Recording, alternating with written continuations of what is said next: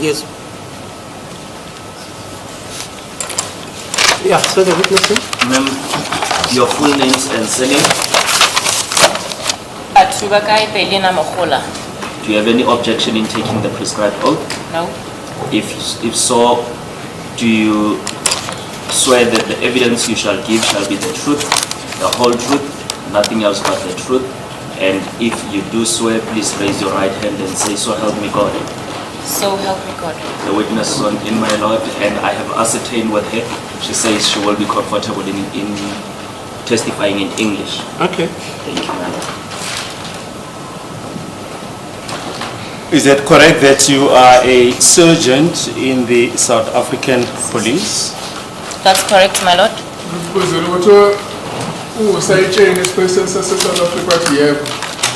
To which unit are you attached? I am attached to National Cold Case Investigation Unit. National Cold Case Investigation Unit. Who is the commander of that unit? It is Brigadier Kininda.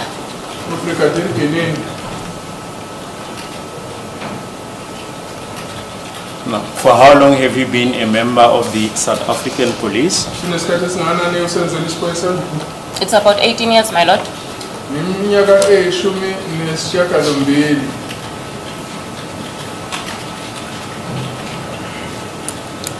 Can you briefly put your career history on record? My lord, I joined the South African Police Service in 2005. And I underwent basic training and then full training and probation.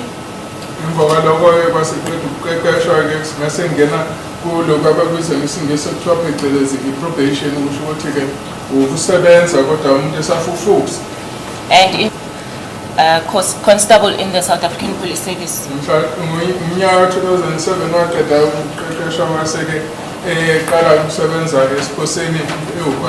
And placed in Katlehong Ramokonopis Police Station,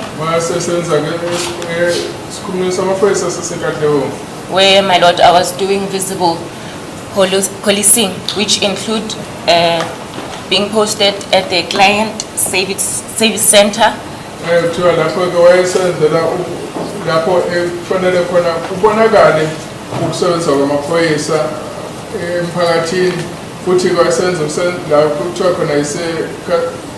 CSC. and crime prevention, my lord, whereby you go out and attend to the complaints.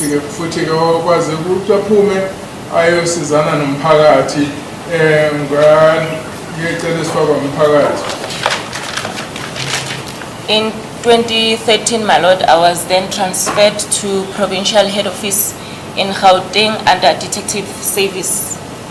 In 2013, I said,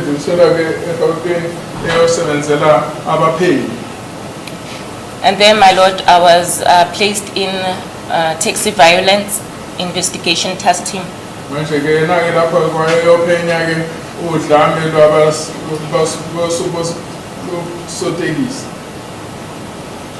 And my lord, in 2014, I was then cases. And my lord, I was there up until investigation to deal with those matters at the head office level.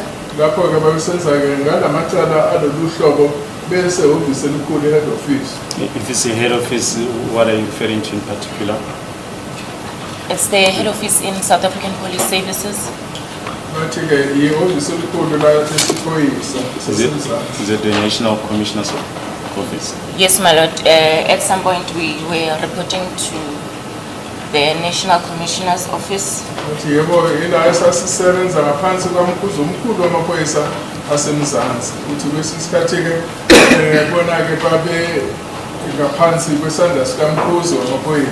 And that's why, my lord, the cold case investigation unit was established.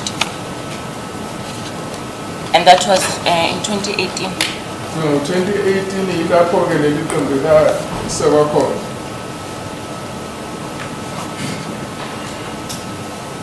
And what was its mandate?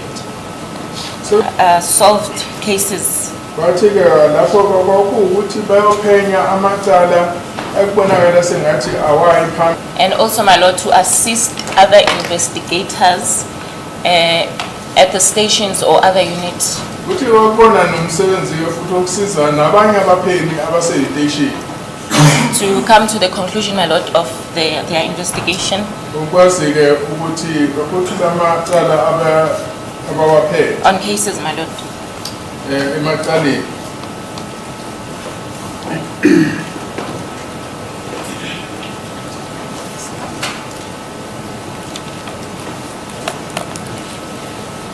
Do you know you still currently attached to the cold case unit? Bathiwa manje usasenzela yona yini leli qembu lama-cold case That's correct, my lord. bathi yebo kunjalo. Do you know the previous witness, Sergeant Mukhani?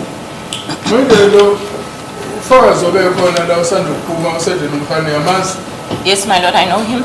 Yebo ngiyamazi. How do you know him? Mazi kanjani?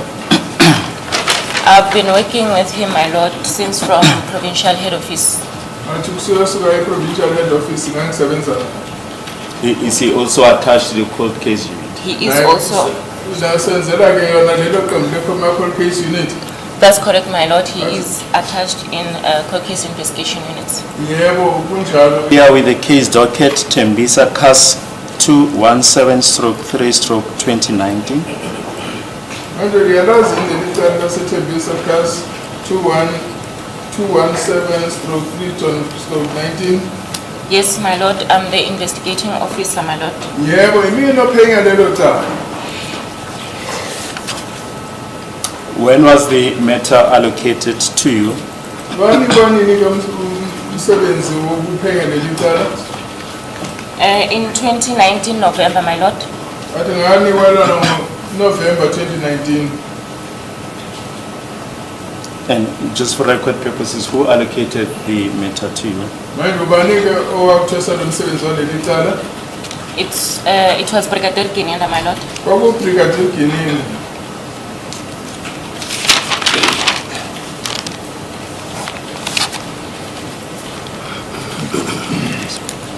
Can you tell the court in your own words what happened after this matter was assigned to you?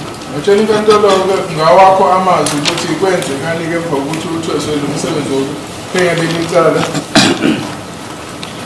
My lord, upon receiving the case docket, Emva kokuthi nginikwe ke idocket yaleli cala, I conducted the outstanding investigations ngabheka ke ukuthi yini okusele ukuthi kuphenywe. and thereafter, my lord, in December I took the docket for decision after I completed, my lord, the investigations. Emva kwalokho ngathatha ke leli docket ngalisa ukuthi bayohlolwa emva kokuthi ngiqede And the warrant of arrest was against whom? manje le warrant of arrest ekhishelwa bani? Was against Muzi Sibia. Kwawekamuzi Sibiye.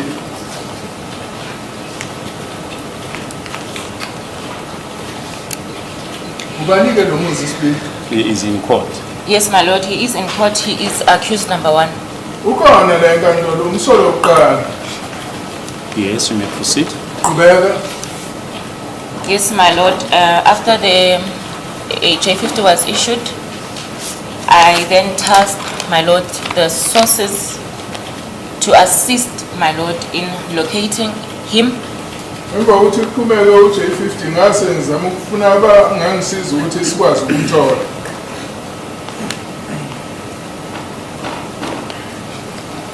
And my lord, in 2020,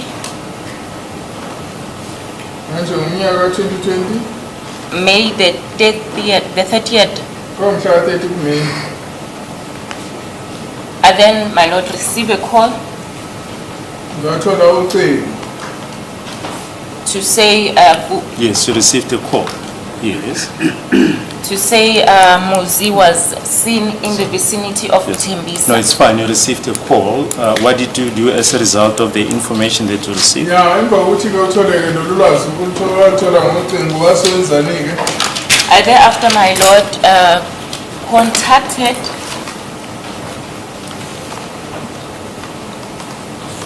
Constable Buthelezi. ngase ngithinta uConstable Buthelezi. And who is he? Manike la. He is, my lord, a police officer who's working at Ekurhuleni SWAT. Manje le ipolice elisebenza ngaphansi masipala waseKurhuleni ngaphansi kweqembu elibizwa ngokuthi SWAT. And can you just briefly explain why did you contact him? Uchaza ukuthi kafushane ukuthi indaba wathintana noButhelezi. I contacted him, my lord, in order for him to assist me, my lord, in apprehending the suspect. Ngidinga ukuthi angisize ukuthi ngikwazi ukubopha umsolo. Was there any working relationship with the Ekurhuleni Metro Police? Kwakukhona yini ukusebenzisana okuthile nabase-Metropolis? That's correct, my lord. There was a working relationship, Kwakukhona ukusebenzisana. as there are instances, my lord, where we request their assistance. Khona-ke ikhathi la esibacela khona ukuthi basisize.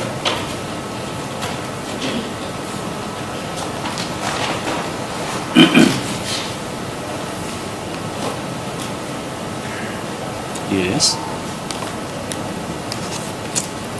And then, my lord, we communicated, my lord, that we will meet in Tembisa police station. Tembisa what? Police station. Sase sizwana ukuthi siyohlangana isikhulume samaphoyisa saseTembisa. Tembisa.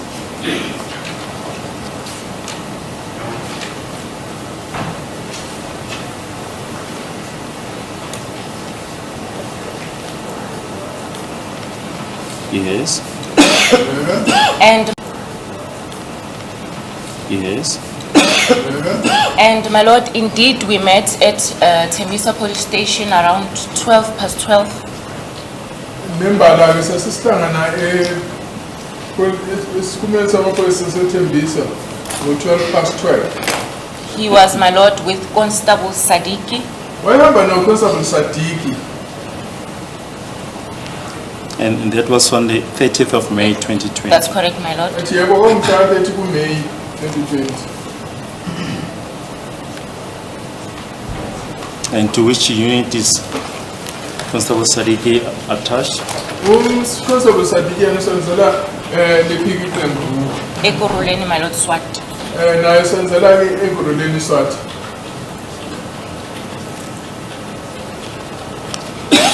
Yes, you may proceed. Thereafter, my lord, I briefed them, my lord, Emva kwalapho ngase ngibachazela kancane. and gave them, my lord, the details Ngase ngimanika-ke nemininingwane of the suspect I was looking for.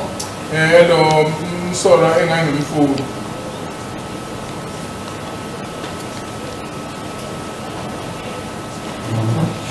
Yes. We then, my lord, left the police station Saseseke siyasuka lapho e-police station. and headed to the place where it was said the suspect could be found. Sasesiya lapho esasitshela ukuthi singamthola khona umsolwa.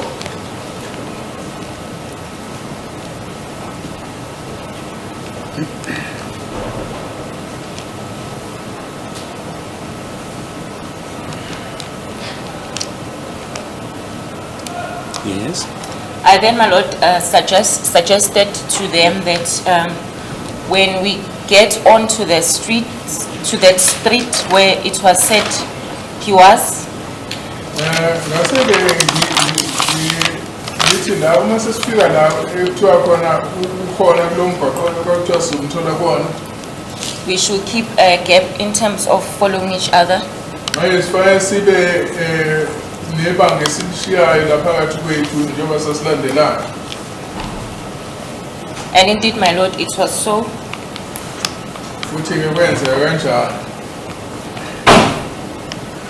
I drove, my lord, in the front, Mina ngangishayela imoto yami phambili.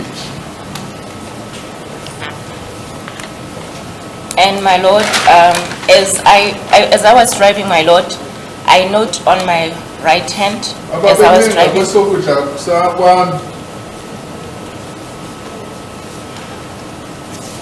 And one male, my lord, was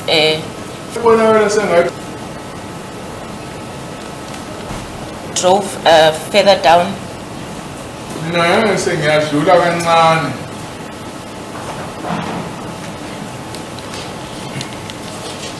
And when I look, my lord, on my rear mirror,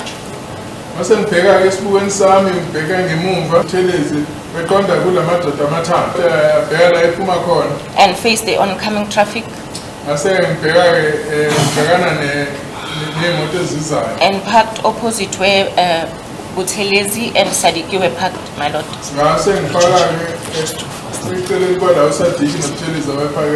So they just try to slow down a bit.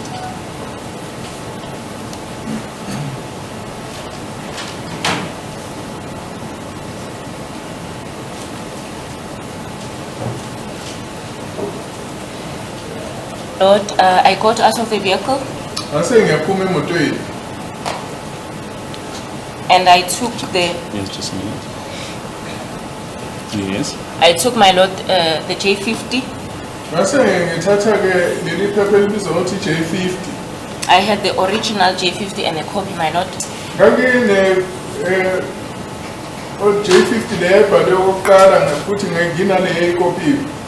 Just a minute.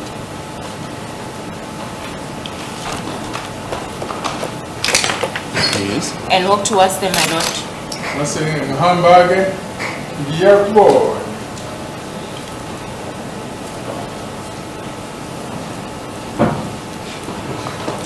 When, my lord, I got there, I found Buthelezi and Sadiki identifying themselves to Muzi.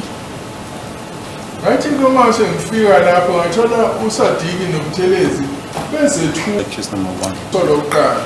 Yes, my lord, accused number one. Took, my lord, the J50 from me.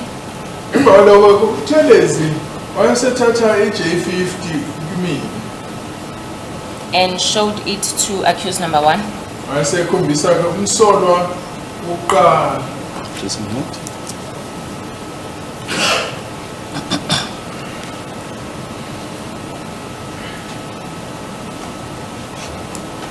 Yes. And placed him, my lord, under arrest.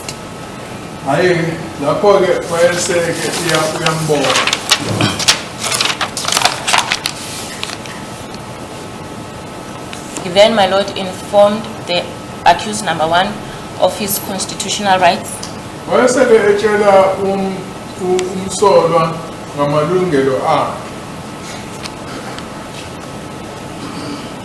And my lord, he said he understood. Just a minute.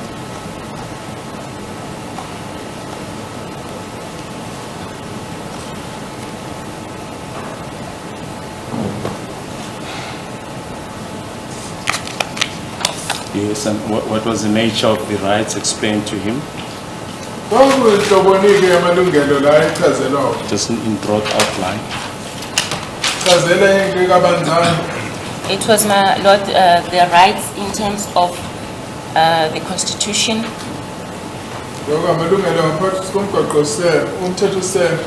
And Buthelezi told the accused number one that he has a right to remain silent.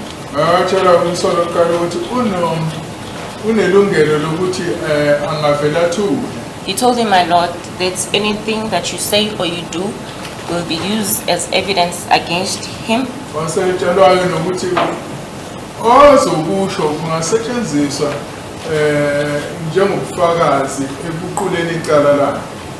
He told him, my lord, that he has a right to consult with a legal representative of his choice.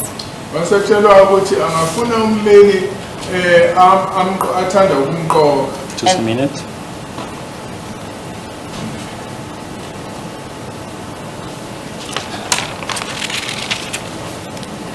Yes. And that, my lord, if he did not have a legal representative of his choice,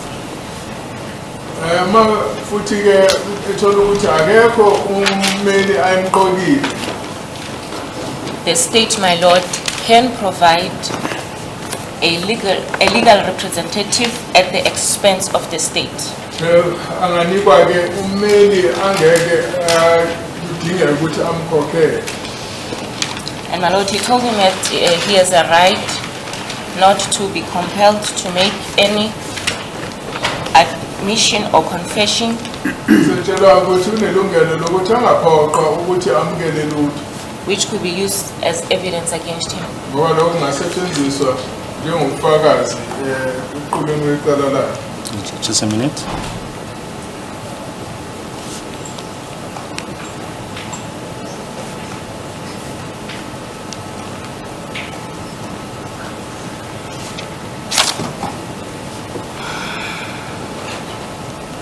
Yes.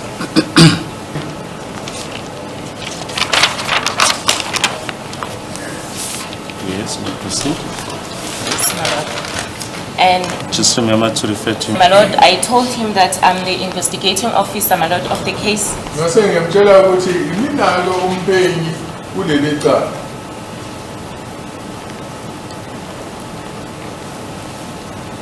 I also, my lord, informed him of his constitutional rights in Ngase ngiyam the right and what was where he was staying, for he can answer any question. ungaphenduli mibuzo. explained to him in terms of section 35 and what was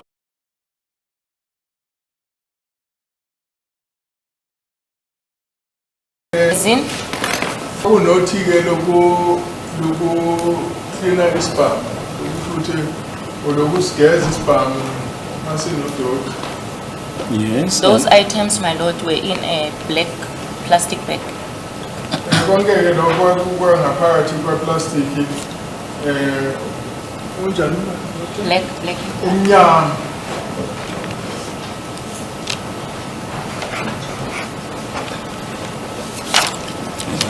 and what was the caliber of the 9 bullets? 9mm, my lord. Lezi inhlamvu zesibhamu zase-9 mm.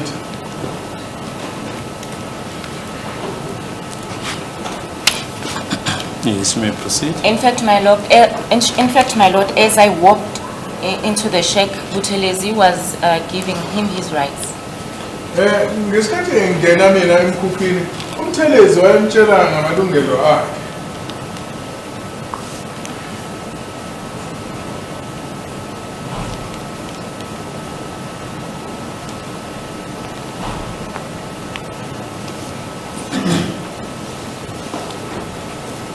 A license to possess such ammunition, Wasengitshela ukuthi yena wambuza ukuthi unayo yini imvume yokuba nehlamvu zesibhamu. Yes. Buthelezi then made this report to you about his conversation with accused number 1. What happened further? Emva kwalokho-ke kwasebenzekani? I then, my lord, informed accused number 1 of his constitutional rights. Ngase-ke ngitshela umsolwa wokuqala ngamalungelo akhe.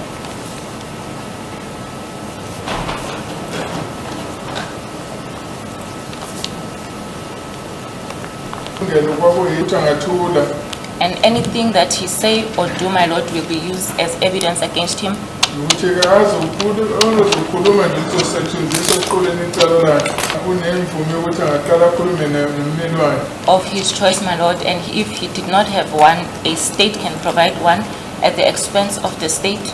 Ukuthi-ke lo mmeli azoqokwa uyena kodwa kumengenayo imali yokuthi akhokhele ummeli umbuso ungamsiza ngokuthi amnike ummeli ongakhokhele. And that, my lord, he has a right not to be compelled to make a confession or admission which could be used as evidence against him. Futhi-ke nokuthi-ke uvunyelwe ukuthi angasho lutho ongagcina kusetshenzisiwe equlwini icala lakhe.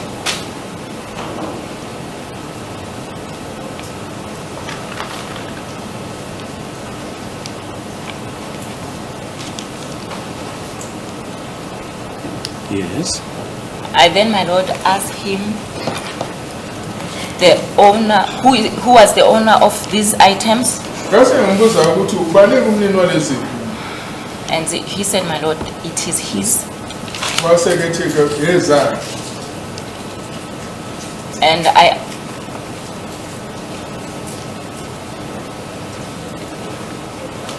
Yes. and then, my Lord, I asked him about the firearm, ngase ngimbuza ngesibhamu because, my Lord, it was clear that a magazine with a cleaning rod and ammunition, my Lord, indicated that, my Lord, there is a firearm somewhere. ngoba ke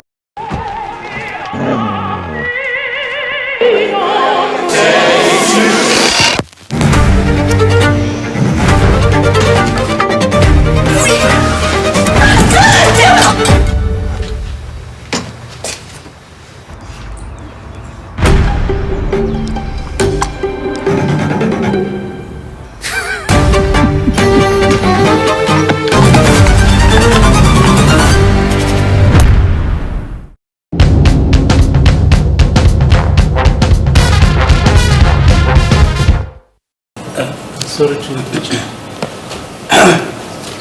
My Lord, I'm raising to raise a question of law. When a witness is indicating that accused number 1 is made admissions, I submit that the state must lay the basis on which such admissions were made at that time. God pleases. As a gospel, please, my Lord, the witness was still indicating as to what the accused told him, but be that is may, when accused number 1 made this communication to you, did he do so freely and voluntarily? It was, my Lord, free and voluntarily, hayi khululekile engaphoqiwe out of his own free will, my Lord, futhi yena ke wazikhethela ukuthi enze njalo in his sober senses, futhi ke wayephelele without any undue influence. kungekho lutho ke olumphoqayo.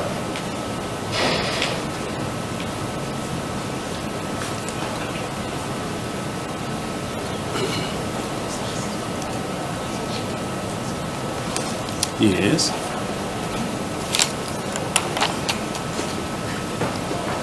And thereafter, my Lord, I did what was necessary in terms of packaging the exhibits. Come again? I did what was necessary in packaging the exhibits. Hayi ngase ngenza kokwangifanele ngikwenze ukuthi ngiqoqe konke lokho kwakufanele kube yinkomo. And can you just spell that out? What did that entail? Kwakuyini ke lokho okufanele upackage? It was, my Lord, the firearm cleaning rod.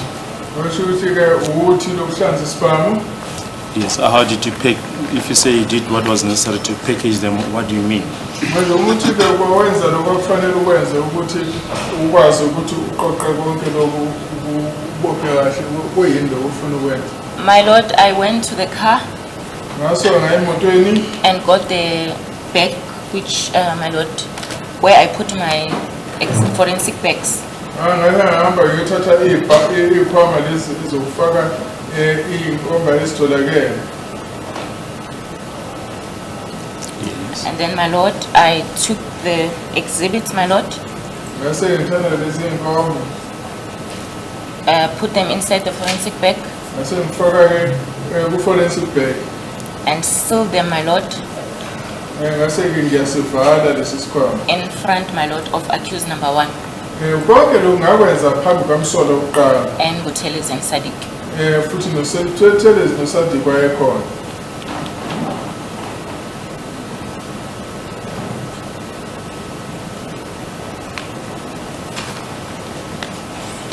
Yes. Yes, my Lord. And when, my Lord, he indicated that the firearm is in Vusumuzi section, my Lord, Njengoba eseshilo ukuthi isibhamu sase-Vusumuzi section. hostel, Vusumuzi hostel. Vusumuzi hostel.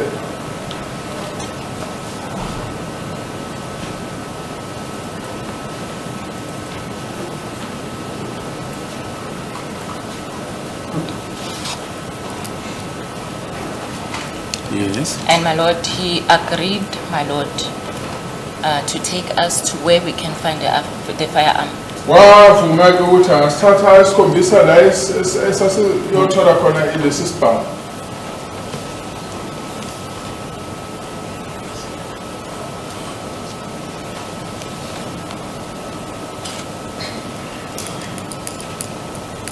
Yes. We then, my lord, left his place of residence Wasesiyasuka la ehlala khona.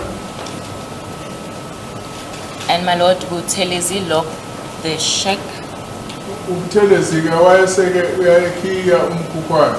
and gave him back the keys, my lord. Asembuyisela ukhiye baba.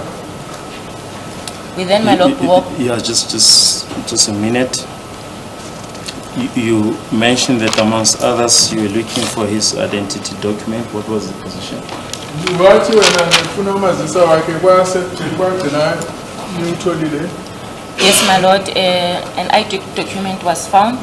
Yebo umazisa wagcina itholakele. And also, my lord, Constable Buthelezi informed me, my lord, that there is also clothes, my lord, which belong to accused number 1.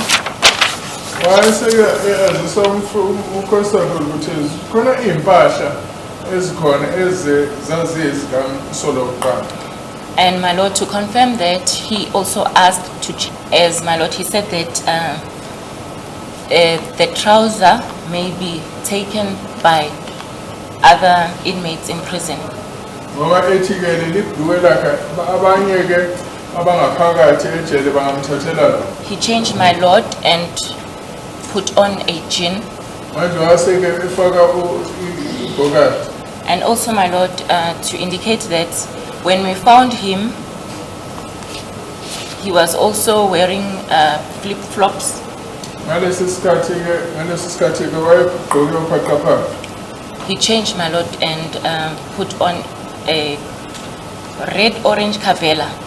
Manje waseke yakhipha izintathulo wagqoka ukhavela onombala ongathi uphuzi nokubomvu. And all these clothes, my lord, were taken from that shack, my lord. Futhi zonke lezi impahla zathathwa kulo mkhulu. The court, please, my lord, will this be an appropriate time to take the short agenda? Okay, keep the minutes, again.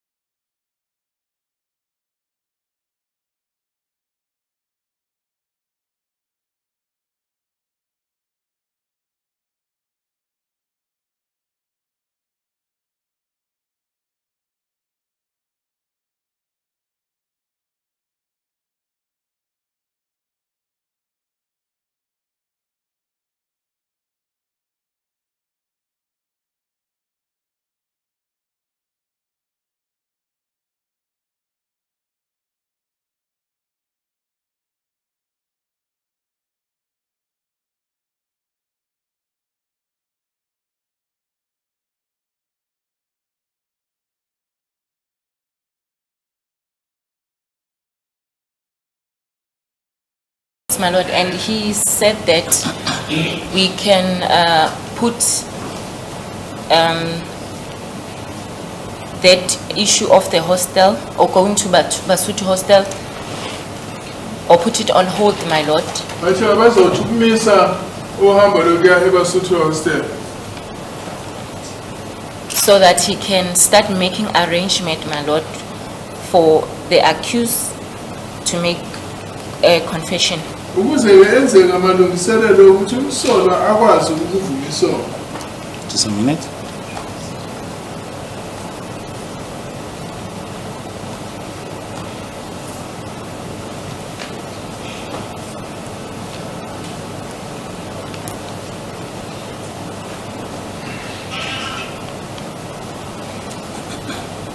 Yes. And then, my lord, he then indicated that we can now leave to Sekeke singaye emahhovisi abaphenyi alapha e-Araton. as he was making arrangement, my lord, for a confession to be taken. Kushuthi-ke lokhu-ke esazama ukwenza amalungiselelo ukuthi kuzothathwa-ke ukuvuma isono.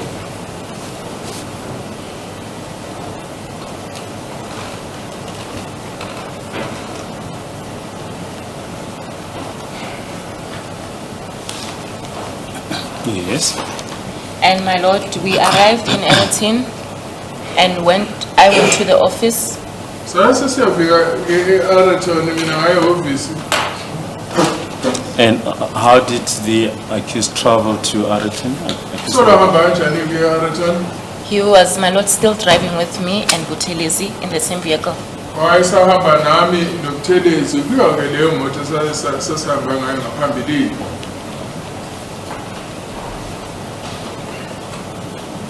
Yes. And what time did you arrive at Araton offices? Nafika sikhathini-ke emahhovisi ase-Araton. My lord, about 7. Kwakuncishe kube yihora lesikhombisa.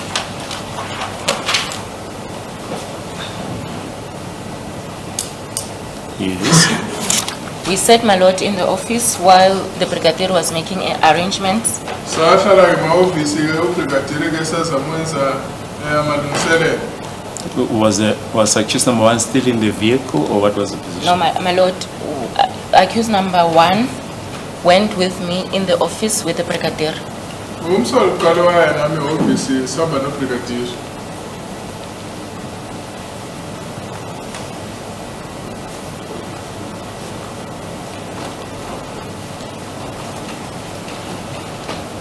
Yes. And my lord, we were then joined by Constable Munaring Kwase sekufika uConstable Monare. and Constable Mapumut. Manje-ke ubrigadier-ke wasethatha umsolwa wesiqala-ke esemdlulisela kubona. And once again, Muzi, who's Muzi? Accused number 1, my lord. Umuzi-ke ngikhuluma ngomsolwa wokuqala. Yes. And my lord, the brigadier handed him to the 2 officers, and my lord, they went away with him to where he was supposed to take a.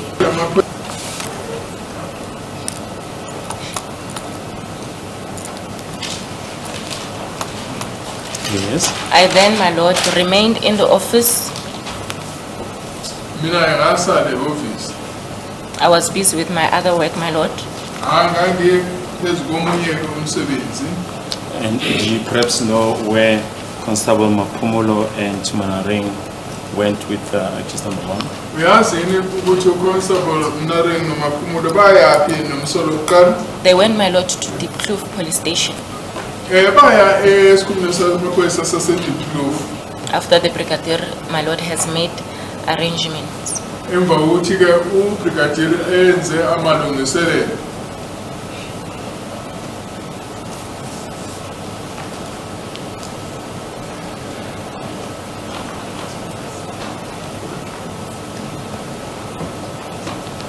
Yes. And my lord, I waited in the office. Mina ngalinda-ke ehhovisi. The brigadier also informed me that Ubrigadier wayesengitshela futhi ukuthi There's an information, my lord, that I have to follow up on the following day. Awukhona ngamqondisa okufanele sizame ukulandelela ngelanga elilandelayo. Where my lord, accused number 1 has said, okay, You may not disclose, but regarding the information that accused number 1 has given. yes, my lord, yes, my lord.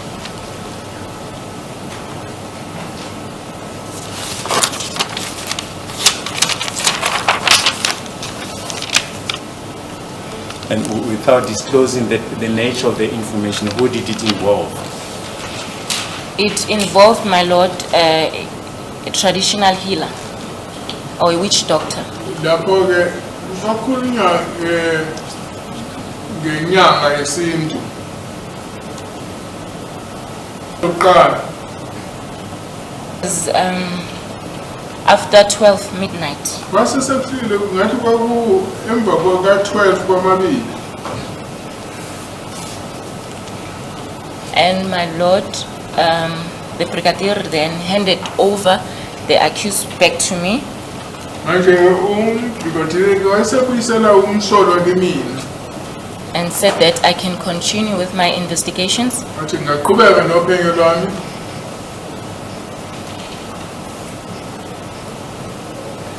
My lord indicated to the accused that I will come and fetch him Wase ngisho ukuthi ngizomlanda during the day, my lord, sekukhanya. about the information, my lord, which he has told the brigadier. Futhi mayelana nolwazi ayemtshele ubrigadier. And said, my lord, he can sleep on it. Ngase ngithi angalala icabanga.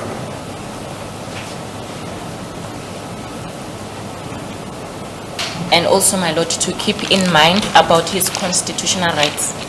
Futhi akhumbule amalungelo akhe ngaphansi komthethosisekelo.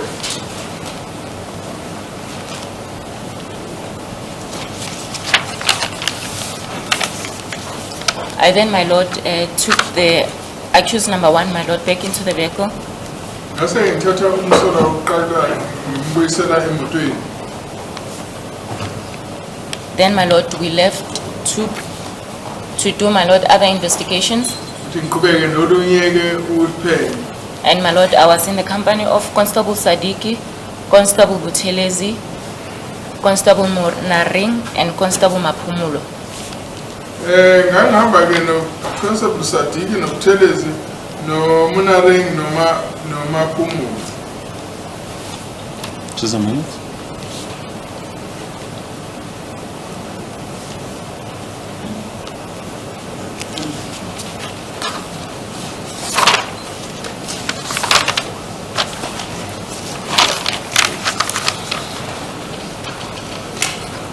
Yes. Yes, you may proceed. Oh, my lord, and on that day, my lord, the investigation, my lord, which I was pursuing, ended in Pretoria, my lord, and I decided to detain accused number 1 in Valera police station. Kwasalele phelela ke Pitoli uphenyo lwami engangiphezu kwalo ngase ngibeka umsolwa esikhumeni samaphoyisa sasevalele.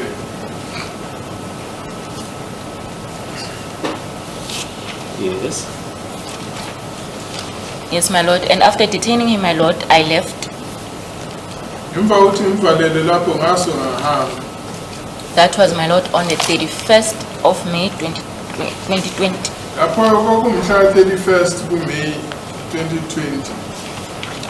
Do you know if there was any entry made when you handed in the accused for detention at Valera police station? Khona yini wabhala phansi isikhathi uletha ushiya umsolwa lapho eValera police station? Yes, my lord, there is an entry that I know of. Yabo khona wabhala. I just want to show you exhibit NN. It's page 2 of exhibit NN.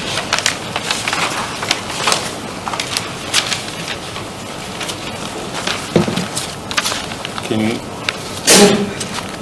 identify if there's, or state if there's any entry that you made in this regard?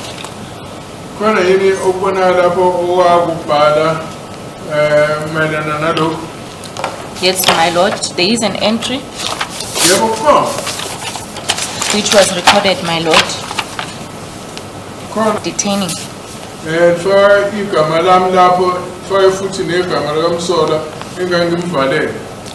Can you place the entire entry on record, starting with the My lord, this is a occurrence book 2187.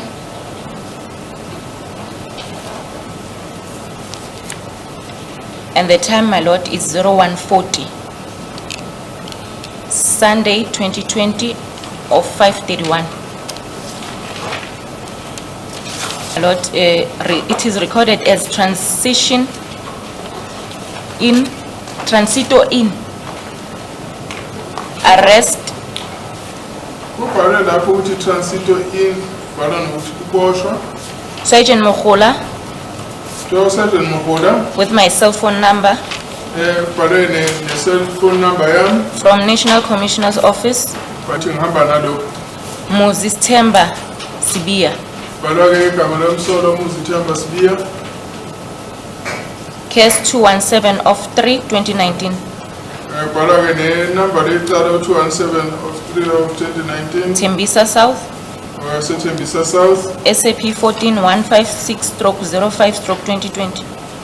wasaba nenamba SAP 14, SAP 14A bhalwa ke nenamba SAP 14A, R508628, R5086208, J50 warrant of arrest. asekubhalwa ne-J50 warrant of arrest. the SAP 14A, what does that refer to? Manje kushukuluke ke bhala kunenombolo yomthetho. It's a document, my lord, which detail the rights, my lord, of a suspect. Manje ke le note lena ikhuluma ngamalungelo kamuntu ongumsolo, Whereby, my lord, after you give him, my lord, his rights, kusho ukuthi ke emva kokuthi umtshele ngamalungelo akhe in terms of that 14A, kuleyo ke i-14A, you give him, my lord, an original. kusho ukuthi ke wena umnika le ebhalwe ngesandla, And then, my lord, you remain with a copy whereby you file it inside the docket, my lord. manje ke ikhophi ke uyifaka ngaphakathi kwedoketi.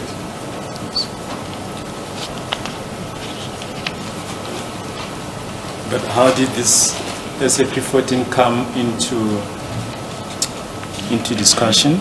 How did it come to the fore? Manje yini ke yaletha le SAP 14 ukuthi kukhulunywe ngayo? SAP 14A. Yes, the SAP. My lord, when you detain a suspect, it's a must. You have to give him, my lord, the copy of SAP 14A. Manje uma uvalela umuntu ufanele umnike ikhophi ye-SAP 14A. You can never, my lord, detain a suspect without giving him, my lord, his rights. Akufanele ukuthi umuntu avalelwe engatsheliwe amalungelo akhe. Can you tell the court about that? When did that happen? When were his rights given to him? Or Amalungelo explained to akhe him? wachazelwa nini? On Sunday, 2020 of 5:31, my lord. Usho ukuthi ngesonto ke ku-May 2020. And the time, my lord, is 0140 a.m. Isikhathi ke kwaku u1 kusho ukuthi 22 wasekuseni. And who gave him the notice of rights? Kwani kwamnika imbiko ngamalungelo akhe It was me, my lord. kwakuyini.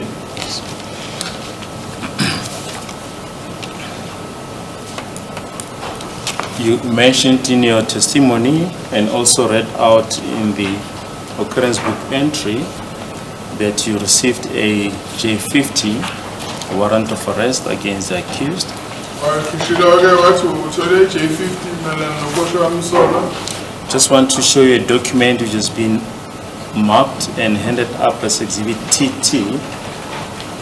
Wena incwajana ngifuna ukukhombisa yona efakwe njengombukiso TT. Can you identify the document? Ungakwazi usitshela ukuthi yini leyo document? Yes, my lord, it is a J50 document. Yebo, i-J50 then. Yes, And also, my lord, it was me who completed it. It is my handwriting, my lord. Uthi ke mina kwayigcwalisa ngesandla sami siyabonakala la. yes, you referred earlier on to the J50. Does it bear any relation to the J50 that you referred to earlier on in your evidence? Yona yini le-J50 okukhuluma ngayo usane ufakazi la? My lord, this is the same document which I was in possession of, my lord, upon the arrest of accused number 1.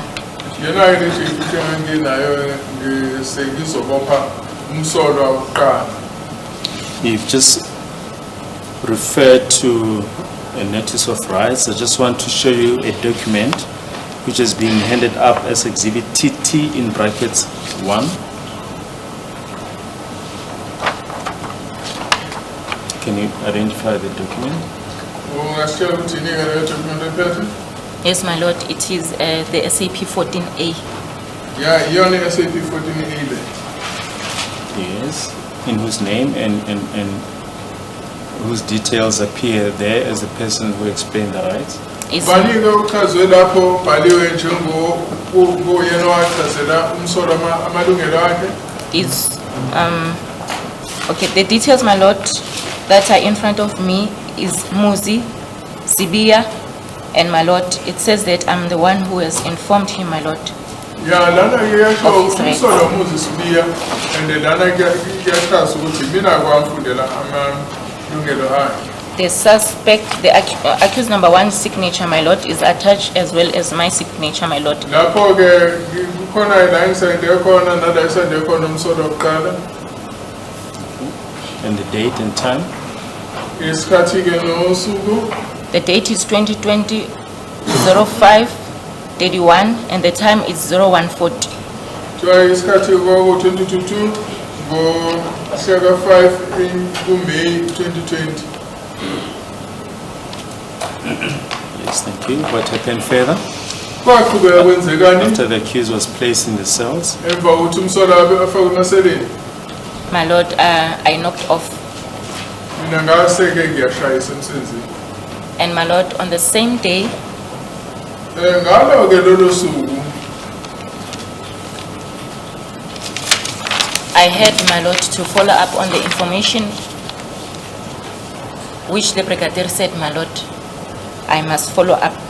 ngase-ke ngifanela ukuthi-ke ngihambe phenya-ke lulwazi lolu engangilinikwe ubrigadier ukuthi ngiyozama ukufunisisa ngalo. and that is regarding, without disclosing the The wish contents of document. Kwaleli nyanga. No, my lord, the only name, my lord, that he was referring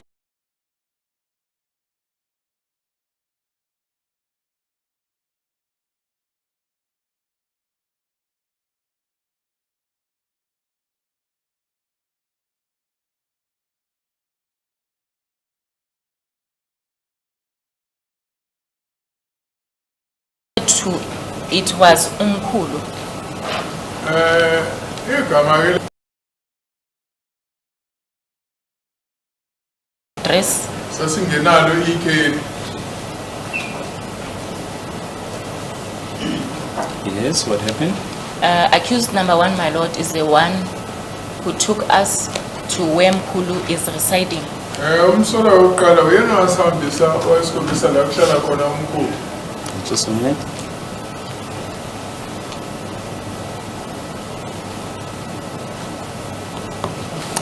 Who booked out the accused?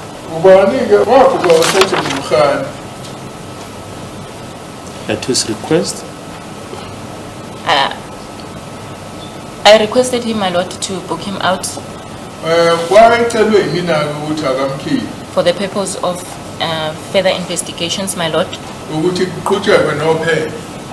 And my lord, it was not only for this investigation of the murder of Senzo Meyiwa, my lord. There were other investigations. Kwakukhona amanye amacala ngaphandle kwaleli cala likaSenzo Meyiwa esasifuna ukuyoqhubeka ngokuwaphela. Did Sergeant Mokhane make an entry in this regard? Khona yini owabhala uSergeant Mokhane mayelana nalokhu? That's correct, my lord. There is an entry Yebo khona owabhala. with the date Sunday 2020 of 5:31. Kwethiwa mhla 31 kuMeyi 2020 okwakuyisonto. Yes. The OP number, my lord. It's not clear. The time? And the time is 11:30. Isikhathi-ke kwaku-11:30 11:30. It's AM, the 11:30. Yes. 11 wasekuseni. That's in exhibit NN. The bottom? Ikhasi lalombukiso. Yes. Yes. Page 7. Yes. Page 7 of exhibit Ikhasi lesikhombisa. NN. Yes, can you place that entry on record? Investigation out. Kuma-ke siyokwenza uphenyo. Sergeant Mokhane from National Cold Case Investigation Unit Balelwe uSergeant Mokhane we-Cold Case Investigation Unit. with one male, Moses Temba Sibia, Kuma-ke nomuntu oyedwa wesilisa umuzi Themba Sibiya. SAP 14-1. Uthiwa SAP 14-1. I'm not sure if it's 136 or 156. Hayi angiboni-ke kahle noma 136 noma 156. Okay, it's 156/05/2020. 156/0/2020. SAP 14A we-SAP 14A yena R5086-208. R5086-208. J50 warrant of arrest. Khulume J50 warrant of arrest futhi. Yes, then what happened after the case was booked up? My lord, I met with Sergeant Mokhane at the Provincial Head Office Detective Services in Eriton. Sahlangana noSergeant Mokhane e-Araton emahhovisi abaphenyi. He was with my lord, Sergeant Mabena. Wayehamba noSergeant Mabena.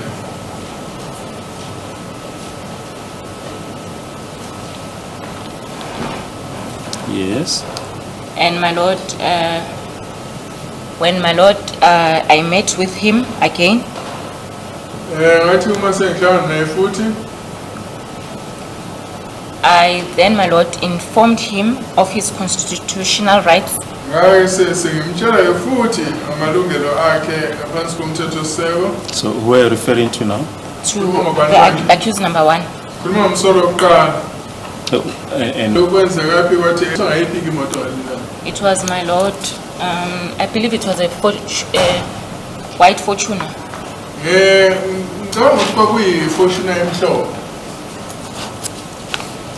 It was a vehicle, my lord, which was used by Sergeant Mokhane at that time. Kwakuyimoto eyayisetshenziswa uSergeant Mokhane ngaleso sikhathi.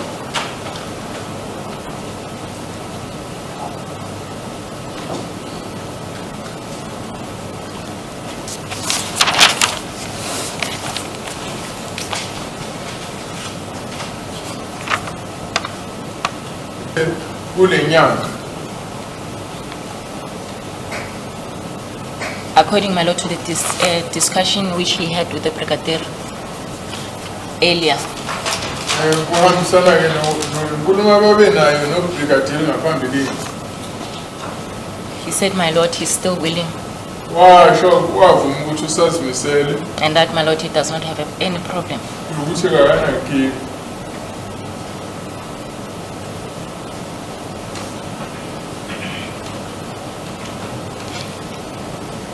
And my lord, and with also regard to other cases, my lord, whereby he is involved. Futhi kulamanye amacala-ke ayithinteka kuwo.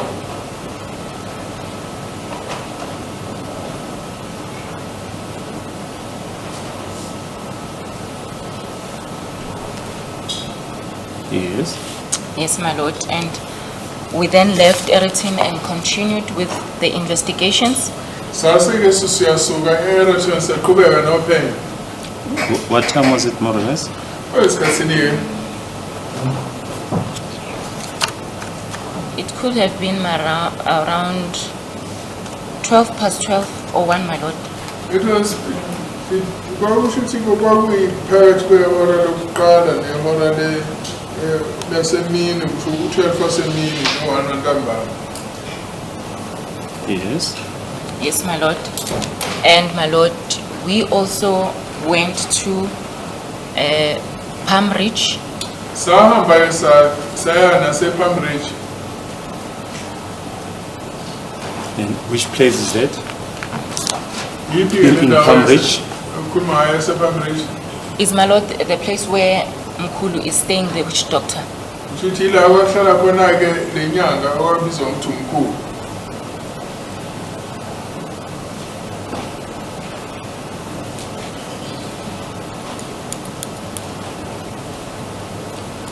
Yes. Yes, my lord. When we arrived there, my lord, accused number 1 is the one who pointed out the house. Lathi masifika lapho umsolo wokuqala uyena owakhomba indlu. Angena ngaphakathi. I remember, my lord, I also jumped in Ngiyakhumbula nami ukuthi ngangena the Fortuna, my lord, ngangena emotweni leyifoshona. and sat next to Muzi, accused number 1. Ngahlale eceleni kwamsolo wokuqala.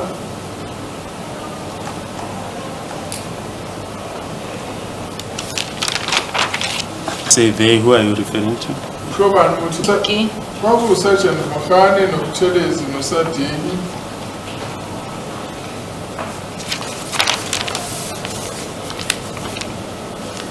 Yes. And my lord, when I jumped inside the vehicle, Ngathi uma ngingena emotweni it was then Sergeant Mabena, myself, and Muzi. u-Sergeant Mabena-ke nami noMuzi umsolo wokuqala.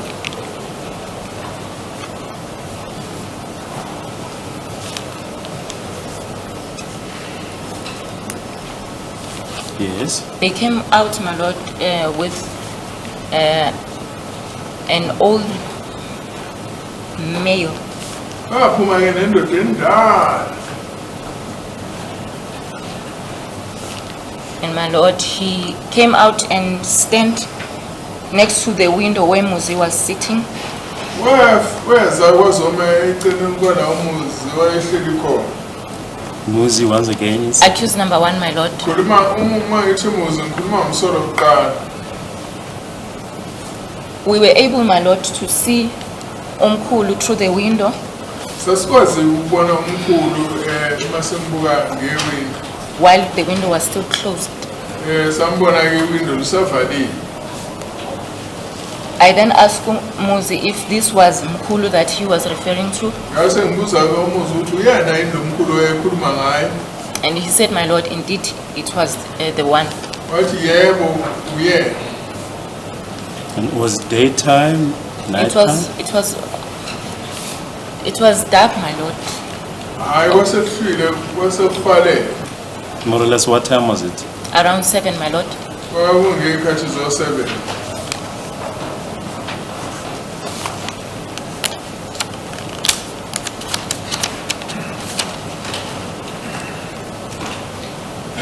Yes. And my lord, as Mkulu was going back into the house with the other members, Esebuyela-ke endlini umkhulu namayeke amalungu. immediately, my lord, when Muzi confirmed, I jumped out of the vehicle.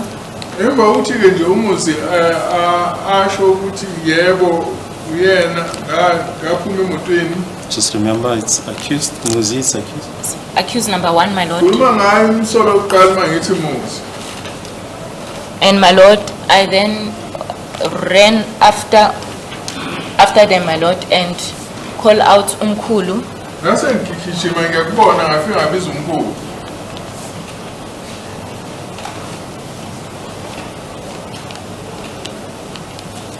Yes. And my lord, I introduced myself to Umkulu as a police officer ngase ngizethula-ke njengephoyisa kumkhulu and told Umkulu, my lord,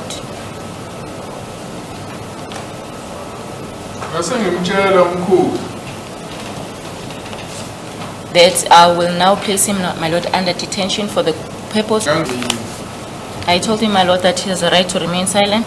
ngamtshela ukuthi unemvume unelungelo lokuthi athule. I told him, my lord, that he has a right not to be compelled to make any admission or confession which could be used as evidence against him. ngitshela ukuthi unemvume ukuthi icala lakhe. I told him, my lord, that he has a right to consult with a legal practitioner of his choice. ngase ngitshela ukuthi unelungelo lokuthi aqoke ummeli ongamsisi. I further, my lord, told him that if he does not have a legal representative of his choice, my lord, the state can provide one at the expense of the state. ngase ngitshela ukuthi uma engenaye ummeli noma engakwazi ukukhokhela ummeli umbuzo ungamnika ummeli ongakhokhela. I told him, my lord, that he has a right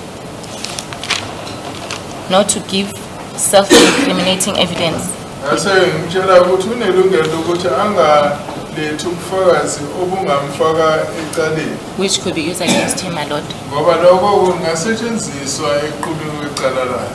And then, my lord, I informed him that we will now take him to Johannesburg, my lord, at our offices. ngase ngitshela ukuthi sibise amahhovisi ethu eGoli Where? In Provincial Head Office, my lord, Detective Service in Eretin. ethi hhayi lapho ngibise amahhovisi abaphenyi abaseyoto.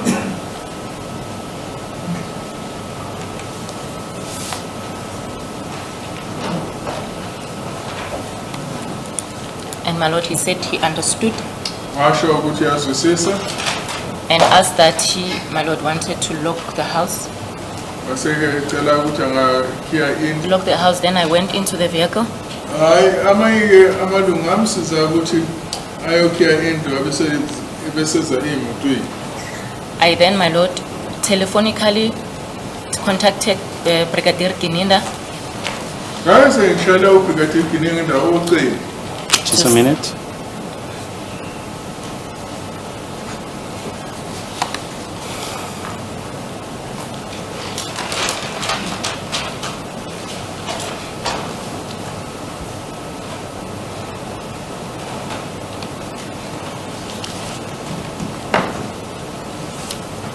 Yes, you proceed. and said, my lord, to him that I have found Umkulu and we are on our way to the office. ngase ngiyamtshela ukuthi hhayi umkhulu sesimtholile sesiya emahhovisi ethu. And he said, my lord, we should meet him there in the office, my lord. hhayi sethi-ke yena-ke hhayi uyohlangana nathi khona lapho. Let's just a minute.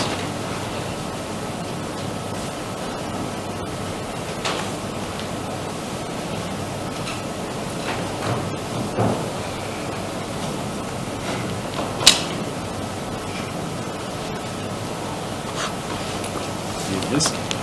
And my lord, indeed, we arrived at our offices. ngimbala sayofika-ke emahhovisi ethu.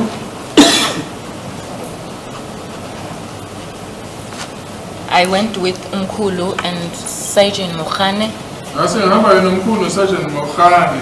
and whereby, my lord, we met the brigadier inside the office. sayele siyohlangana-ke nobrigadier ehhovisi. Just a minute.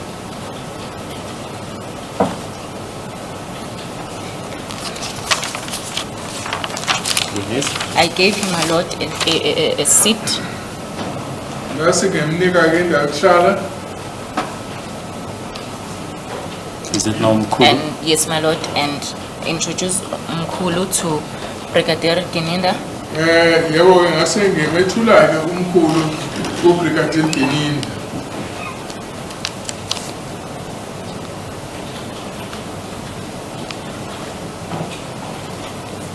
Yes.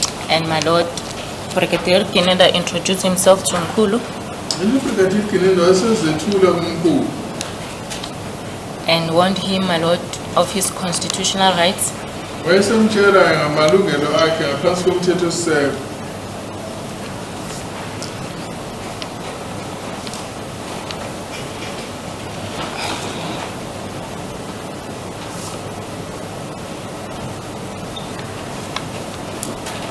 As my lord, the Brigadier was giving Mkhulu his constitutional rights, Ngenkathi-ke uBrigadier esatshela umkhulu ngamalungelo akhe ngaphansi komthethosisekelo, Buthelezi, my lord, came with accused number 1, uButhelezi-ke naweza nomsolwa wokuqala.